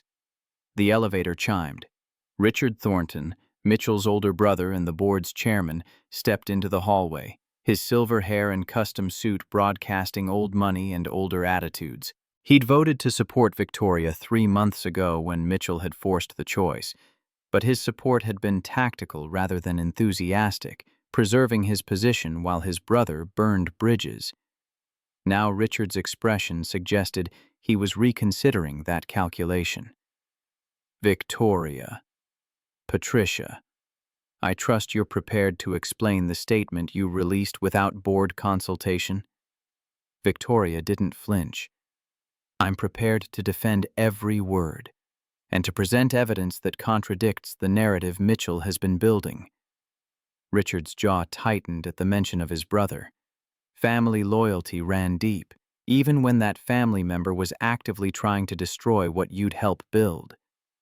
Mitchell isn't on this board anymore. Whatever grievances he has are separate from our fiduciary responsibilities. Are they? Because the SEC inquiry he leaked, the anonymous harassment campaign he's been running, the strategic timing of negative press, all of that serves his interests while masking as legitimate concern. The elevator chimed again. Susan Park emerged, the venture capitalist who'd invested in Reyes Creative's Series B funding and had proven herself Victoria's most consistent ally. She nodded to Victoria with an expression that conveyed solidarity without promising votes she might not be able to deliver. Next came David Chen, the cybersecurity expert who'd joined the board 18 months ago and generally voted with whoever seemed most likely to protect shareholder value. Then Marcus Webb, the retired advertising executive who'd known Victoria's father and seemed to view board service as charity work rather than actual governance. The final member was Jennifer Walsh, 38, and representing a newer generation of tech investors who'd made their fortunes in startups that actually changed industries instead of just claiming to. Jennifer had been vocal about supporting Victoria's relationship with Daniel, but she'd also been clear that support didn't extend to tolerating anything that jeopardized company performance. 5 board members. Victoria needed 3 votes to maintain control. She had Susan reliably. Jennifer, probably. Richard was the swing vote that would determine whether the next hour ended with her still leading the company she'd built or updating her LinkedIn profile. Everyone settled into their chairs. Patricia distributed packets containing the independent audit results, financial performance metrics from the past quarter, and a timeline documenting Mitchell's harassment campaign with timestamps and IP addresses that made it clear this wasn't paranoia, but provable fact. Richard opened his packet, scanning the first page with the expression of someone who'd already decided what he believed and was looking for evidence to support it rather than challenge it. Let's begin with the SEC inquiry. Victoria, what's the status? We've provided everything they requested. hiring records, promotion criteria, compensation data, performance reviews. Our outside counsel believes they're conducting due diligence rather than pursuing charges, but we won't have final word for another 3 weeks. David leaned forward, his fingers drumming against the table in a rhythm that telegraphed nervous energy. 3 weeks of uncertainty. 3 weeks of clients questioning our stability. 3 weeks of this story dominating every industry publication. 3 weeks of proving we have nothing to hide, Victoria countered. The audit results Patricia distributed show that every hire and promotion I've approved in the past 3 years met or exceeded our established criteria. Daniel's metrics are actually higher than average for his position. Jennifer was reading the audit results with the focus of someone who actually understood statistical analysis. His revenue generation is 42% above the Chief Creative Officer benchmark. Client satisfaction scores are 93%, which is exceptional. Time to project completion is 15% faster than his predecessor. None of which matters if the appearance of impropriety damages our reputation, Marcus observed, his voice carrying the patronizing tone of someone who believed age conferred wisdom instead of just calcification of outdated thinking. Susan closed her packet deliberately. I've read the audit. I've reviewed Daniel's work, I've looked at the numbers, and what I see is a CEO who made a difficult personal choice and refused to compromise her professional standards to make that choice more palatable to people uncomfortable with women in power having personal lives. Richard's expression hardened. Susan, this isn't about gender politics, isn't it? Because I don't recall this board convening an emergency meeting when Tom Harrison was dating his executive assistant. I don't remember demanding audits when James Liu married someone from his sales team, but a female CEO dates a male employee she hired, and suddenly we're questioning everything she's ever decided. The silence that followed was sharp enough to draw blood. Marcus shifted uncomfortably. David found something fascinating about his folder. Even Richard had the grace to look away. Victoria let the moment breathe before speaking. I'm not asking you to approve of my relationship with Daniel. I'm asking you to judge my leadership based on results. Revenue is up 18%, year over year. Employee retention is at 94%. We've landed 3 Fortune 100 clients in the past 6 months. Client satisfaction is the highest it's been in company history. And the stock price? Richard challenged. Down 3% since your statement. Shareholder value matters, Victoria. Patricia pulled up a presentation on the screen at the end of the table. The first slide showed Reyes Creative's stock performance overlaid with industry averages and competitor data. The 3% decline happened across the entire tech sector this week. Market volatility related to Federal Reserve policy announcements. If you isolate our performance from the broader market trends, we're actually up 0.7%. Jennifer nodded, making notes. I saw that. The decline isn't company-specific. It's macro-level movement that's hitting everyone. But the perception, Marcus began. The perception is that a female CEO had the audacity to fall in love and refuse to apologize for it, Susan interrupted. And yes, that makes some people uncomfortable. But uncomfortable isn't the same as wrong, and our job as a board is to evaluate leadership based on performance, not on whether their personal choices conform to outdated norms about who women in power are allowed to love. Victoria pulled out the final piece of evidence she'd been saving, the document that Patricia had compiled after 3 sleepless nights of digital forensics. This is a comprehensive timeline of every anonymous attack, every negative article, every social media campaign targeting my relationship with Daniel. The highlighted sections trace back to 3 IP addresses. 2 are VPN services that route through anonymizers, but the third originates from an office building in Soho, where Mitchell maintains his new agency. She slid the document across the table to Richard, whose face went carefully blank as he read. My brother may have opinions about your choices, but that doesn't constitute a conspiracy. It does when those opinions are being weaponized through coordinated misinformation campaigns designed to tank our stock price and destabilize our leadership. Victoria's voice remained level, professional, cold as the glass walls surrounding them. Mitchell lost 2 major clients to us in the past year. Clients who explicitly cited Daniel's work as superior to what they were getting from Mitchell's team. This isn't about protecting the company. It's about a man who can't handle being outcompeted by the woman who rejected him and the black designer who's better at the job. The racial element hung in the air, unspoken until now. The truth everyone had been carefully avoiding, because acknowledging it meant acknowledging that maybe the scrutiny wasn't just about workplace romance, but about who was allowed to succeed and who was supposed to stay in their assigned place. Jennifer spoke first, her voice measured but firm. I've been reviewing social media analytics. A significant portion of the negative commentary about Daniel includes coded language about diversity hires and affirmative action. The attacks aren't just questioning Victoria's judgment. They're questioning whether Daniel belongs in leadership at all. David shifted again, looking even more uncomfortable.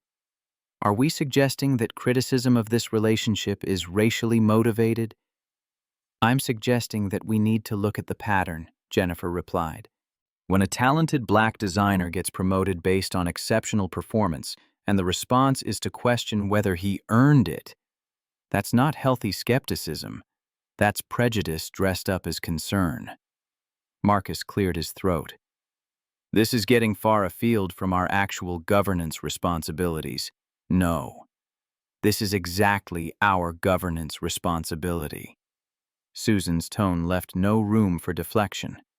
We're responsible for protecting this company from threats, internal and external.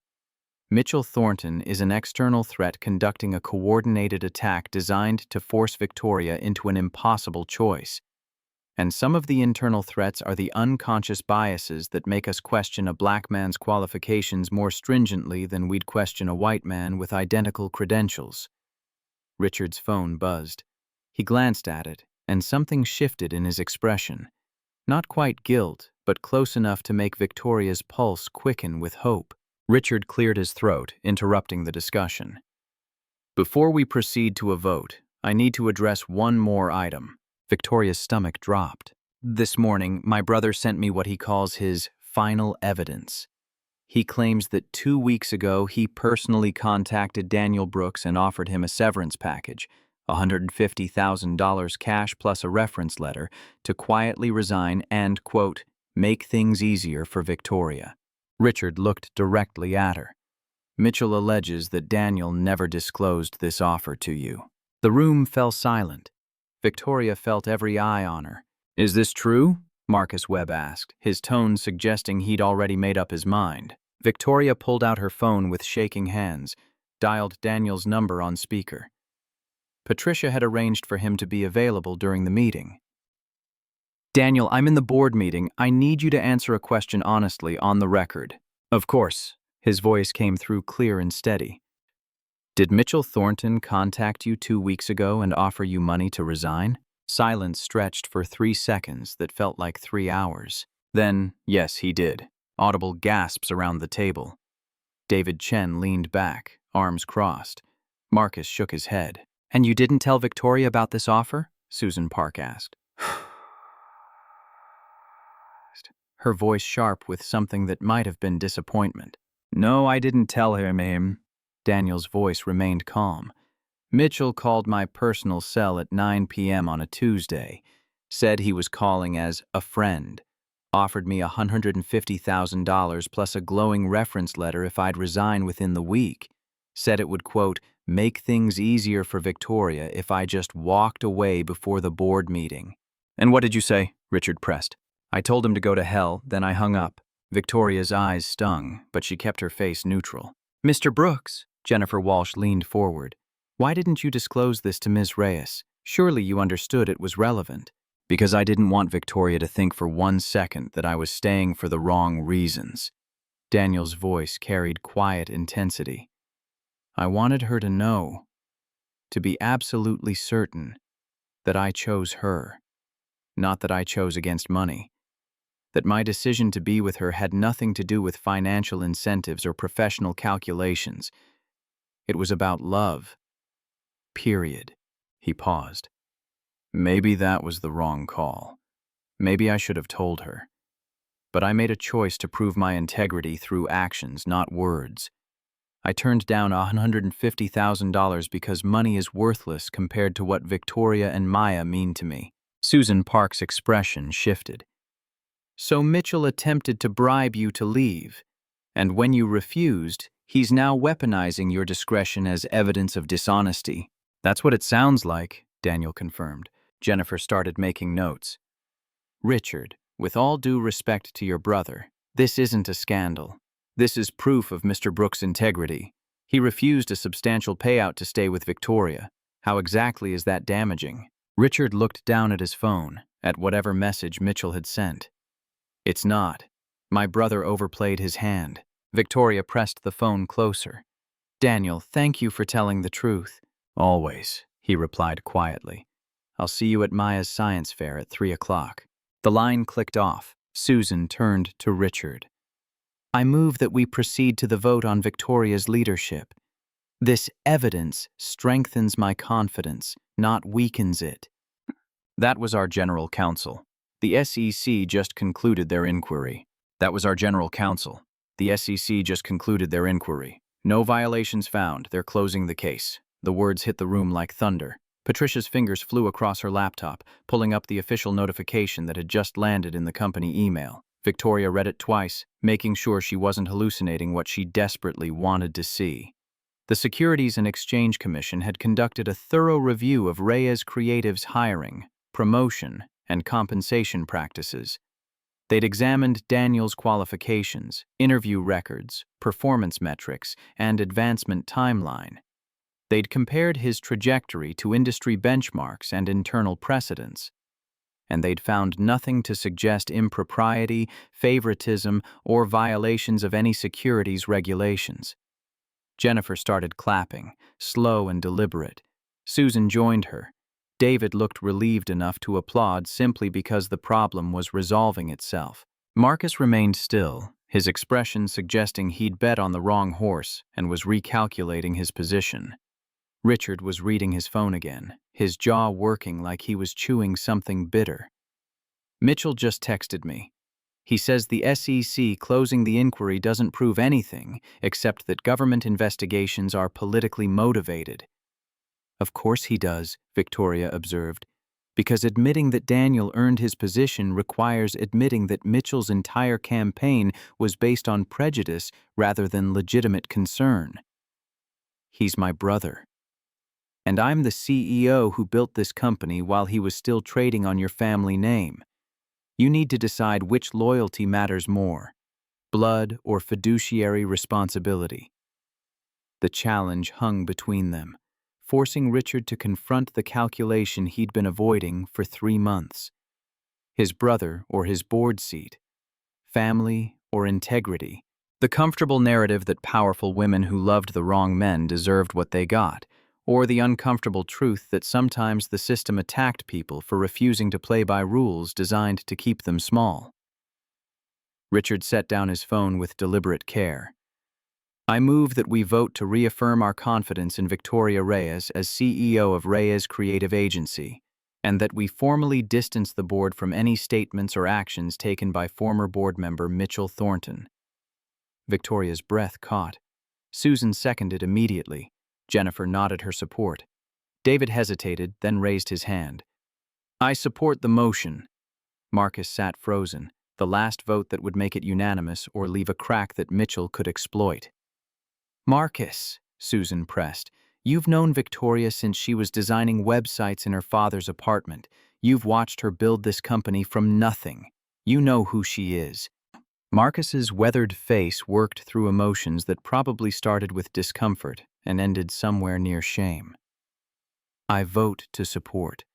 But Victoria, I hope you understand that this has been difficult. For some of us who come from a different generation. Difficult how? Difficult to accept that I can love someone and lead a company? or difficult to accept that the someone I love doesn't look like your son-in-law?" The bluntness made Marcus flinch, but Victoria was done with careful language that let people hide behind euphemism. "Both, if I'm being honest, but my discomfort doesn't override your right to live your life, so you have my vote." It wasn't a ringing endorsement. It was the bare minimum of human decency dressed up as progressive thinking. But it was unanimous, and that mattered in a boardroom where votes determined futures. Richard's voice was formal as he recorded the decision. "The motion passes. Victoria Reyes is reaffirmed as CEO with full board confidence. Patricia, please draft a statement to that effect for release within the hour." Patricia was already typing, her fingers moving with the speed of someone who'd prepared 3 versions of this outcome and just needed to select the right one. "There's one more item," Victoria announced, and the board members who'd been gathering their things paused. She pulled out a final folder, this one containing the proposal she and Daniel had developed over the past 4 days, while the internet raged and Mitchell plotted and the future hung uncertain. "I'm proposing we formalize a company-wide initiative focused on equitable hiring and advancement. Blind resume reviews, standardized interview protocols, regular audits of promotion patterns to identify unconscious bias, annual training on inclusive leadership." Jennifer was already reading the proposal, nodding with each page. "This is comprehensive, and it addresses every concern that's been raised about whether our hiring practices favor any particular demographic. It also positions us as industry leaders in equitable practices," Susan added. "We're not just defending Victoria's choice, we're using this moment to improve our systems." "The cost?" Richard asked, because of course the cost mattered more than the principle. $80,000 for the first year. Includes third-party auditing, training development, and system implementation. After that, approximately $20,000 annually for ongoing review and updates." David was running numbers on his tablet. "That's manageable. And if it prevents future controversies or demonstrates our commitment to equitable practices, it's probably a net positive for recruitment and retention." Marcus shifted again. "So we're admitting there was a problem with our hiring?" "We're admitting there's always room for improvement," Victoria corrected, "and that what happened to Daniel, having his qualifications questioned because of who he loves and what he looks like, shouldn't happen to the next talented person who doesn't fit someone's narrow definition of what leadership looks like." The silence that followed felt different from the earlier ones, less hostile and more contemplative. Even Marcus seemed to be processing something that had penetrated whatever defenses he'd built against change. "I move to approve the Equitable Hiring Initiative," Jennifer stated, "with the understanding that we'll review outcomes quarterly and adjust as needed." The vote was unanimous again, though Marcus's support came several seconds after everyone else's, like he was still catching up to where the world had moved while he'd been standing still. The meeting adjourned. Board members filed out with varying degrees of enthusiasm about what had just transpired. Richard paused at the door, turning back to face Victoria with an expression that might have been respect if he'd known how to show it clearly. "My brother isn't going to stop. Closing the SEC inquiry and getting board support doesn't eliminate him as a threat." "I know. But now he's acting alone instead of with institutional backing. That changes the calculation." Richard nodded slowly. "For what it's worth, I think you're making a mistake.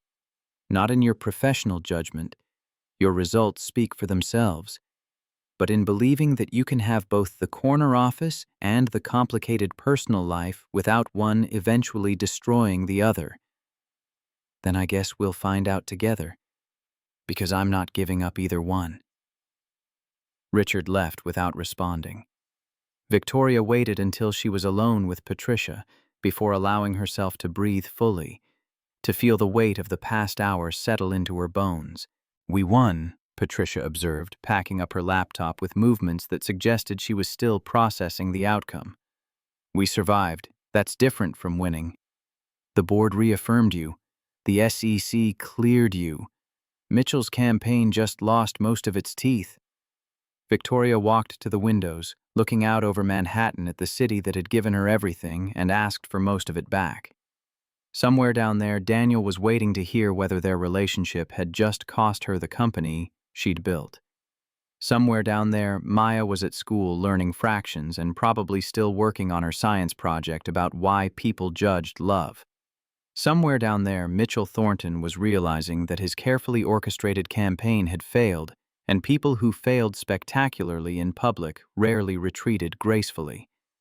Call Daniel. Tell him to meet me at the office. And Patricia? Her HR director looked up from her packing. Thank you for believing that doing the right thing mattered more than protecting ourselves from the consequences. Patricia's smile was tired but genuine. I spent 20 years at a corporate law firm defending companies from the results of their own discrimination. When you offered me this job, you promised I could help build something different. Today, we proved that promise wasn't empty. The next afternoon, Victoria arrived at PS 142 Elementary School at 2:55 p.m., breathless from sprinting 3 blocks when her Uber got stuck in crosstown traffic. Daniel was already there, standing in front of Maya's tri-fold presentation board with the expression of a father who'd never been prouder. The display board read in bold letters, "Why do people judge love? A scientific study by Maya Brooks, age 8. Survey results covered the board in neat rows. 50 total participants, 30 children, ages 8 to 10, 20 adults. Question 1. Is it wrong for people from different races to fall in love? Children. 98% answered, no, love is love. 2% answered, I don't know. Adults. 77% had answered, no, it's acceptable. 23% answered, it's problematic. Question 2. Is it wrong for a boss to date an employee? Children. 95% answered, I don't know what that means. 5% answered no. Adults. 61% answered, yes, it's problematic. 39% answered, it depends on the situation. Maya's conclusion. Written in purple crayon. Kids don't care about race until grown-ups teach them to care. Love should be simple. Adults make it complicated. Mrs. Rodriguez called Maya to the front to present. Maya stood at her board, small hands clasped together, nervous energy radiating off her. Then she spotted Victoria and Daniel sitting together in the front row. Her gap-toothed smile burst across her face like sunrise. Hi everyone, I'm Maya Brooks, and I did this project because people on the internet say really mean things about my daddy and Tori. I wanted to test if the mean things were based on science or just based on feelings. Victoria's throat tightened. Daniel reached over, squeezed her hand. So I made a survey and I asked my whole class and some people at church and some of my daddy's friends at work. And what I found out is that kids my age don't think it's weird at all when people look different from each other or work different jobs. But grown-ups do think it's weird. A parent in the back, white man, probably mid-50s, raised his hand. So what's your solution to this problem, Maya? Maya looked directly at him, fearless. Stop teaching kids to judge people for things that don't matter. Teach them to judge people for being kind instead. My daddy is kind, Tori is kind. They love each other and they make each other happy. That's all the science you really need.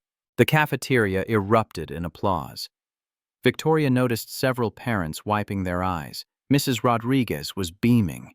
The district science coordinator, a middle school teacher serving as judge, stepped forward. First place in the 3rd grade science division goes to Maya Brooks for demonstrating excellent research methodology and drawing meaningful conclusions from her data. Maya shrieked with joy. Daniel lifted her up, spinning her around while she clutched the blue ribbon like it was made of solid gold. Victoria was crying openly and didn't care who saw. When Daniel set Maya down, she ran to Victoria. Did I do good? Did I help Daddy? Victoria pulled her into a fierce hug. You helped everyone, baby girl. You reminded us all what actually matters. And I proved it with science, Maya added, gap-toothed grin incandescent. That night, after celebrating with ice cream and letting Maya stay up an hour past bedtime, Daniel tucked her into bed. Maya carefully taped the blue ribbon to the wall above her headboard, positioning it right next to the framed photo of Sarah. "Mommy would be so proud of you," Daniel whispered, voice thick. Maya smiled, already half asleep. "I know. I asked her to help me with my project. I think she sent me Tori to give me data." Daniel kissed her forehead, too overcome to speak. In the doorway, Victoria watched them both. This family that had chosen her as much as she'd chosen them. Victoria descended to her office on the 22nd floor, her heels clicking against marble with a rhythm that felt like victory or relief, or maybe just exhaustion. Daniel was already there, standing at her window with the same view she'd just left 40 floors higher, his reflection in the glass showing more tension than his posture suggested. The SEC closed the inquiry. No violations found. Daniel turned, his expression cycling through disbelief and hope, and something that looked like the first deep breath he'd taken in 72 hours.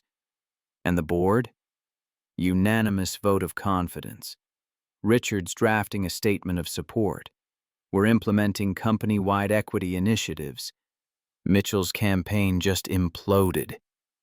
Daniel closed the distance between them in 3 strides, pulling her into an embrace that felt less like celebration and more like two people who'd been holding their breath underwater, finally breaking the surface. "I was so sure they'd force you to choose," Daniel admitted, his voice muffled against her hair. "I had a resignation letter drafted in case you needed an easy way out." Victoria pulled back sharply. "You what?" "I wasn't going to let you sacrifice your company for me. If the board had demanded it, I was going to resign before they could force your hand." "That's not your choice to make." "It's exactly my choice. You built Reyes Creative. You employed 180 people. You changed an industry. I wasn't going to let a relationship destroy that, even if the relationship was the best thing that ever happened to me."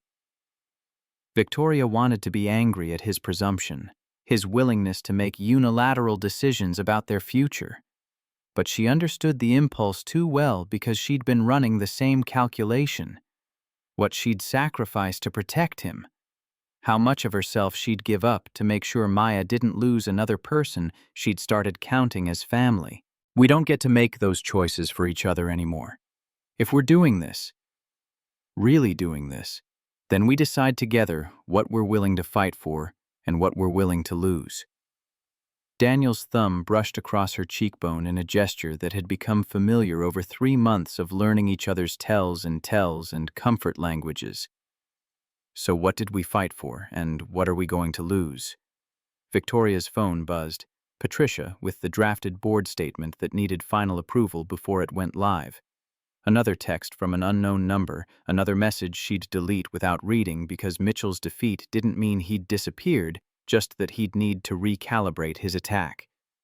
"We fought for the right to be both competent and human, to make decisions based on merit without apologizing for also making decisions based on love, to lead a company without pretending we don't have hearts that want impossible things. And what did we lose?" Victoria thought about Marcus's uncomfortable vote, about the 3% stock decline that wasn't really about them but would be forever associated with their story, about the employees who'd asked about succession planning because they'd learned that loving visibly came with consequences. Privacy, the benefit of the doubt, the luxury of making mistakes without them being interpreted as proof that women in power can't handle personal relationships. She paused. "But we gained something too. We gained proof that integrity isn't just a value we claim, it's a price we're willing to pay." Daniel's kiss tasted like relief and residual fear, and the kind of hope that comes from surviving something you weren't sure was survivable. When the moment broke apart, Victoria's phone was ringing with a number she recognized. The New York Times, probably wanting comment on the board's decision and the SEC closure, and the broader implications of a female CEO refusing to choose between ambition and romance. She declined the call. There would be time for interviews and statements and the careful construction of narrative. Right now, she needed to call Maya's school and confirm she'd be there for the science fair presentation tomorrow. Needed to show up for the 8-year-old who'd left the porch light on and believed family meant everyone took care of everyone. Maya's science fair is tomorrow, Victoria reminded him. 3 o'clock. I promised I'd be there. Daniel pulled out his phone, checking the calendar that governed their increasingly intertwined lives. I'm presenting to the Greenleaf team at 2. Should be done by 2:45 if they don't run over. And if they do? Then I tell them I have a prior commitment to an 8-year-old scientist who's more important than their packaging redesign. They'll understand or they won't, but either way, I'm leaving at 2:45. Victoria felt something settle in her chest, some final confirmation that they were building this thing correctly, that choosing each other didn't mean sacrificing everything else, but rather reorganizing priorities to make room for what actually mattered. Her phone rang again. This time, it was a number she couldn't ignore. Angela Brooks, Daniel's mother, who'd been silent through most of the past 3 months, but whose opinion mattered more than any board members, because Maya listened when Grandma talked and Daniel still sought approval from the woman who'd raised him alone after his father died. I should take this, Victoria murmured, already dreading the conversation, because mothers who'd spent decades protecting their sons rarely welcomed the women who threatened to complicate that protection. She answered, stepping away from Daniel to give herself space for whatever was coming. Ms. Reyes, this is Angela Brooks. I hope I'm not calling at a bad time. The formal address stung more than hostility would have. Victoria had met Angela twice, once at the hospital after her eye surgery, once at Daniel's apartment for Sunday dinner. Both times had been cordial but carefully distant, Angela assessing whether this CEO dating her son was temporary distraction or permanent complication. Mrs. Brooks, please call me Victoria, and now is fine. How are you? I'm well, thank you. I'm calling because I saw the news about the SEC inquiry closing, and about your board reaffirming their confidence in you. Victoria waited, knowing that whatever came next would reveal whether she'd gained an ally or confirmed an enemy. I wanted to say thank you. The words were so unexpected that Victoria needed a moment to process them. Thank you? Angela's sigh carried the weight of years Victoria couldn't quite calculate. I raised Daniel alone after his father died, worked 3 jobs to keep us housed and fed, watched him grow into a man who believed in doing the right thing even when it cost him everything, because that's what his father would have wanted. Victoria's throat tightened. She could hear Daniel moving closer, trying to figure out what his mother was saying that was making Victoria's eyes well up. When he told me about you, about missing that interview to help a stranger, I thought he'd made the biggest mistake of his life. I thought he'd sacrificed his future for a woman who wouldn't even remember his name. Mrs. Brooks, let me finish, please. When I met you at the hospital, I saw how you looked at him. Like he mattered. Like he wasn't just the help or the charity case or the diversity hire. Like he was a man worth knowing. Angela paused, and Victoria heard the tremor in her voice. And when I saw what you did this week, that statement, standing up to your board, refusing to apologize for loving my son, I understood that he didn't make a mistake that day in the rain. He found exactly what he was looking for. Victoria couldn't speak past the tears that were threatening to destroy her carefully maintained composure. So thank you for seeing him clearly, for fighting for him when it would have been easier to let him go, for showing Maya what it looks like when someone chooses to stay instead of leaving when things get hard. I love him, Mrs. Brooks. I love them both. More than I knew I could love anything that wasn't a business plan. Angela's laugh was warm and slightly watery. Then I guess you should call me Angela, because we're going to be family, and family doesn't do formal. The call ended. Victoria stood holding her phone like it contained something precious and fragile, trying to process that she'd just received blessing from the one person whose opinion could have derailed everything. Daniel was watching her with an expression that suggested he'd heard enough to understand what had just transpired. My mother called to give you her approval, didn't she? She called to say thank you. For seeing you clearly. For fighting for you. Daniel's composure cracked, just for a moment, just enough to reveal the man who'd spent 3 years being both parents to a daughter who needed all the love he could manufacture from grief and determination. I need to tell you something, Daniel began, his voice carrying the weight of confession. When Sarah was dying, she made me promise that I'd find someone eventually, that I'd let Maya see what healthy love looks like, that I wouldn't use her death as an excuse to stop believing in the possibility of being happy. He paused, and Victoria waited, because this felt important in ways she couldn't quite name. I told her I'd try, but I didn't believe it was possible. I thought the best I could do was survive, raise Maya, build some kind of career that would make her proud. Love felt like a luxury I couldn't afford. And now? Now I'm standing in your office 3 floors below where you just defended our relationship to a board of directors. My mother just called to give her blessing. Maya's science project is literally about whether love can survive scrutiny. And I'm terrified because I'm happier than I've been since before Sarah got sick. And happiness feels dangerous when you know how quickly it can be taken away. Victoria crossed to him, taking both his hands in hers with the same deliberateness he'd shown her the night she'd returned to his apartment instead of staying at the office. We can't promise each other that nothing will go wrong. Mitchell is still out there. The internet still has opinions. The world still thinks it has the right to judge who we love based on whether it makes them comfortable. So what can we promise? We can promise to show up. For each other. For Maya. For the life we're building that doesn't look like anyone's blueprint but somehow feels more real than anything we could have planned. Daniel pulled her close, and they stood in her office overlooking a city that had nearly broken them both, that had tested every assumption about what was possible and what was worth fighting for. Maya's science fair is tomorrow at 3, Daniel reminded her, his voice muffled against her hair. I'll be there. Front row. With the good camera and the flowers she likes even though she pretends they're embarrassing. She doesn't pretend. She genuinely thinks flowers are embarrassing, but she keeps every bouquet you've ever given her, pressed between books in her room. Victoria's heart did something complicated in her chest, some combination of joy and terror that came from being trusted with a child's carefully hidden affections. The board statement is going live in an hour.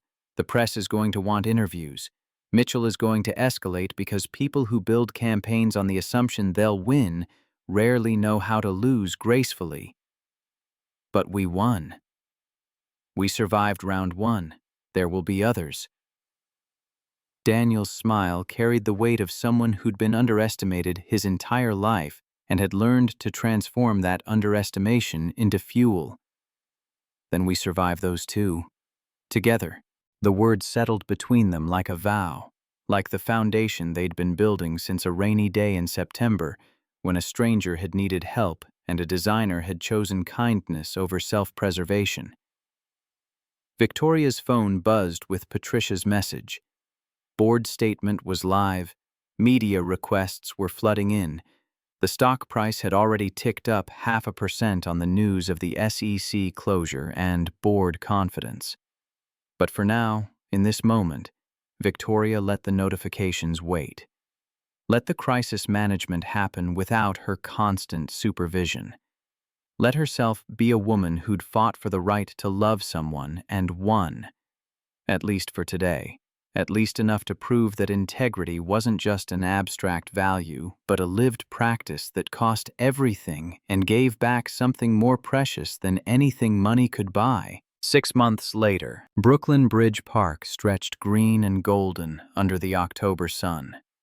Victoria sat on a checkered picnic blanket beside Daniel, watching Maya chase pigeons with the fearless joy of a child who'd won first place at the citywide science fair back in June. The second chance Creative Initiative, the equity program Victoria and Daniel had co-founded, had just graduated its first cohort last week.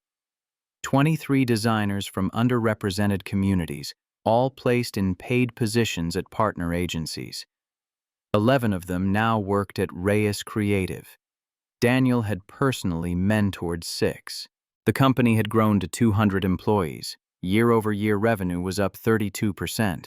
And just last week, Victoria had been named to Forbes's Most Admired CEOs list, not for her profit margins, but for proving that integrity and innovation aren't mutually exclusive.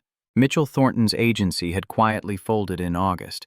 He'd accepted a position at a consulting firm in Chicago, 3 steps down from where he'd started. Richard had sent Victoria a brief text. "My brother is finally learning humility. It's painful to watch, but probably necessary." Maya came running back, breathless and flushed. "Daddy! Tori, look what I found!" She held up a perfectly intact feather, brown and white striped. Surprisingly large, Daniel examined it carefully. "That's a hawk feather, baby girl. That's really special. You know what hawks represent?" Maya shook her head, eyes wide. Victoria smiled. "Vision. The ability to see things clearly, even from very far away." Maya considered this seriously. "Like how you could see that Daddy was good even when other people couldn't see it?" "Exactly like that." Maya carefully tucked the feather into her science journal. She carried it everywhere now, constantly collecting observations for her next project on why do birds fly in different patterns. Daniel's arm wrapped around both of them. Sarah's photo was still in his wallet, would always be there. But his heart had learned something in the past year. Love didn't replace love. It multiplied it, just like Sarah had asked him to let it in those final terrible days. "Can we live together for real now?" Maya asked suddenly, looking between them with 8-year-old directness. "Like all 3 of us in one actual house?" Victoria and Daniel had been discussing exactly this for the past month. The penthouse in the Upper East Side felt cold and empty. The 1-bedroom in the Bronx felt impossibly cramped. "We've actually been looking at houses," Daniel admitted, unable to keep the secret any longer. Maya's eyes went wide as saucers. "Really? Like a real house with a yard? And room for a proper science laboratory for you," Victoria added. "And a real studio where Daddy can do his art? And an office where Tori can work from home sometimes so she doesn't miss dinner," Daniel confirmed. Maya threw her arms around both of them with enough force to nearly knock them over. "This is even better than winning first place." Victoria kissed the top of her head, breathing in strawberry shampoo and autumn sunshine. "You know what, Maya? Your conclusion in your science project was absolutely right." "Which part?" "That love should be simple. We just had to be brave enough to keep it that way." Daniel pulled them both closer, his chin resting on Victoria's head. Behind them, the Manhattan skyline glittered in the afternoon light. The city that had tested them, challenged every assumption they'd held about what was possible, what was allowed, what was worth fighting for, and ultimately proven that doing the right thing, even when it cost everything you thought you couldn't afford to lose, was always, always worth it. Maya looked up at the sky where a hawk circled lazy and free against the October blue. "Daddy, what's bigger than the sky?" Daniel and Victoria answered in unison, voices overlapping like harmony. "Love that chooses to stay." Maya smiled her gap-toothed smile and tucked herself more firmly between them, feather still clutched in her hand, ribbon still hanging above her bed at home, and the future stretching out ahead like an adventure she couldn't wait to document in her journal.